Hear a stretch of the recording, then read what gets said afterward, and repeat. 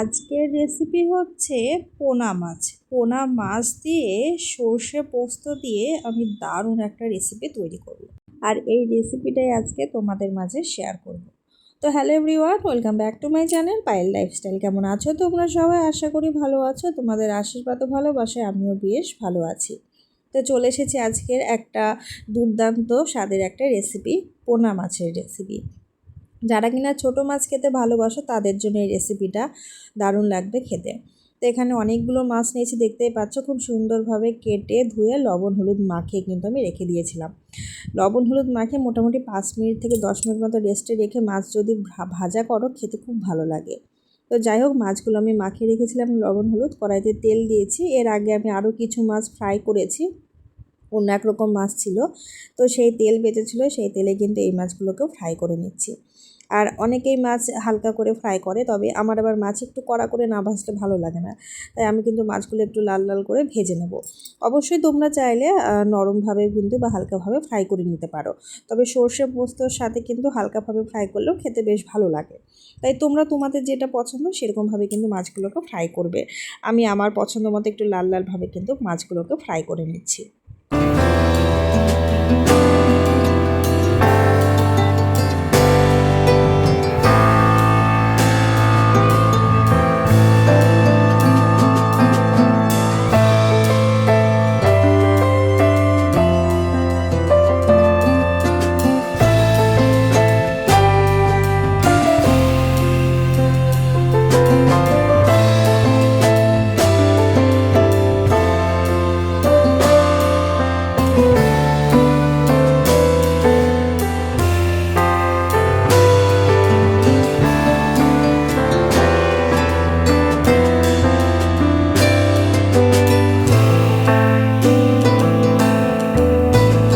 মাছগুলোকে ফ্রাই করে নিয়েছি, দেখতেই পাচ্ছ।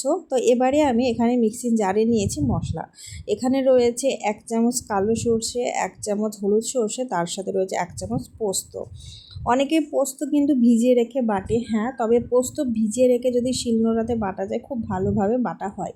তবে আমি যেহেতু মিক্সচারে পেস্ট করব, তাই আমি এখানে জলে না ভিজে শুকনো পোস্ত আর সর্ষেকে আগে জল অ্যাড না করে আমি একটু পেস্ট করে নেব। এখানে যতটুকু পরিমাণে পেস্ট হবে তারপরে আমি কিন্তু এখানে টমেটো কাঁচা লঙ্কা অ্যাড করে আবারও পেস্ট করে নিয়েছি। পেস্টটা খুব সুন্দরভাবে মিহি করে করেছি, দেখতেই পাচ্ছ বন্ধুরা।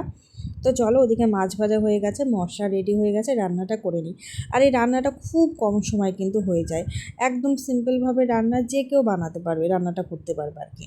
তো কড়াইতে দিয়ে দিলাম আমরা সর্ষের তেল। আর সর্ষে পোস্ত মানে কিন্তু সর্ষের তেল। সর্ষের তেলে রান্না করলে খুব সুন্দর একটা টেস্ট হয়, খেতে ভালো লাগে।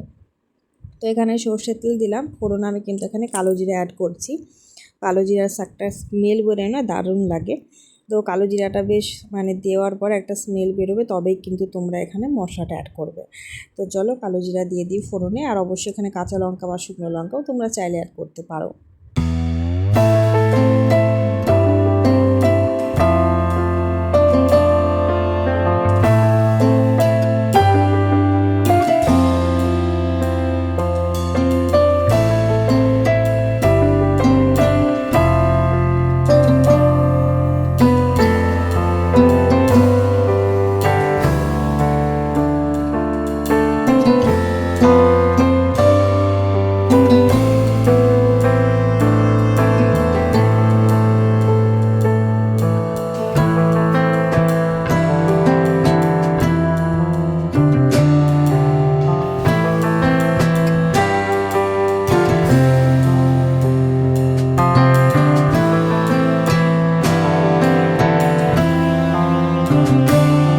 কালো জিরাটা দেওয়ার পরে খুব সুন্দর একটা ফ্লেভার ছেড়েছে। তার মধ্যে আমি কিন্তু এখানে ওই যে মশলাটা দিয়ে দিলাম।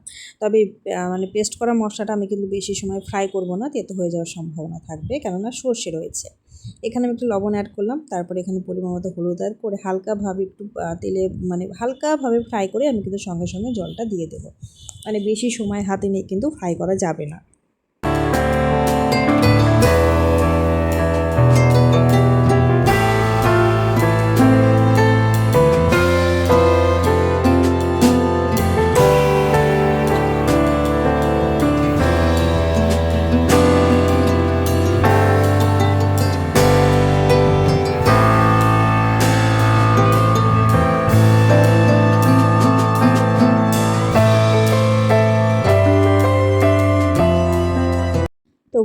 মশলাটা একটু ফ্রাই করে নিয়েছি। এবার আমি এখানে জল অ্যাড করব। জলের পরিমাণটা একটু বেশি দেবো, কেননা মাছগুলো হচ্ছে দিয়ে একটু ফোটাতে হবে। আর দেখো জল দিয়ে কিন্তু খুব সুন্দরভাবে ঝোলটা ফুটে উঠেছে। এবারে কিন্তু আমি মাছগুলোকে অ্যাড করে দেবো।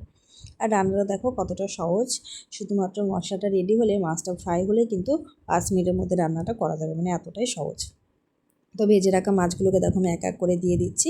মাছগুলো দেওয়ার পরে মোটামুটি 5 থেকে 7 মিনিট মতন ফুটে নিলেই অনেকটা হয়ে যাবে আর কি।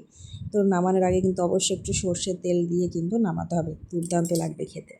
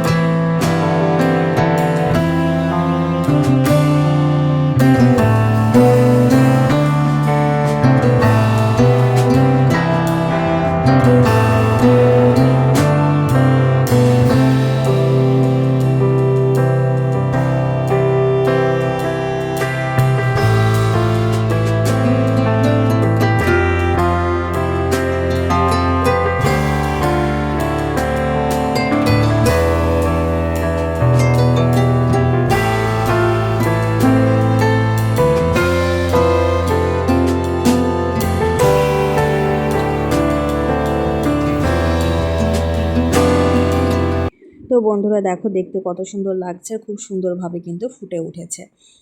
তো চলো উপর থেকে এবার একটু সর্ষের তেল ছড়িয়ে দিই, কেননা নামানোর সময় হয়ে এসেছে।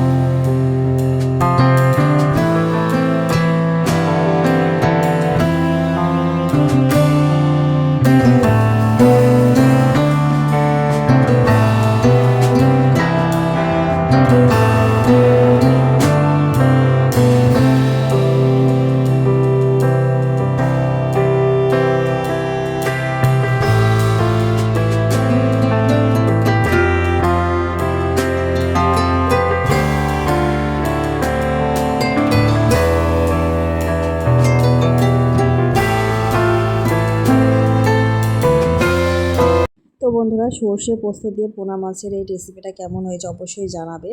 আর গরম গরম ভাতের সাথে খেতে তো দুর্দান্ত লাগবে, জাস্ট জমে যাবে। আর খুব অল্প সময় রান্নাটা করেছি, যারা এই রান্নাগুলো পারো না তারা কিন্তু দেখলেই একবার দেখলে কিন্তু রান্নাটা করতে পারবে, এতটাই ইজি। আর আজকের এই মাছের রেসিপিটা কেমন হয়েছে অবশ্যই অবশ্যই কমেন্টে জানাবে বন্ধুরা। যদি ভালো লেগে থাকে চ্যানেল সাবস্ক্রাইব করে পাশে থেকে যাবে। দেখা হবে আবারও নতুন কোনো রেসিপির সাথে। ভালো থেকো বন্ধুরা, সুস্থ থেকো, টাটা।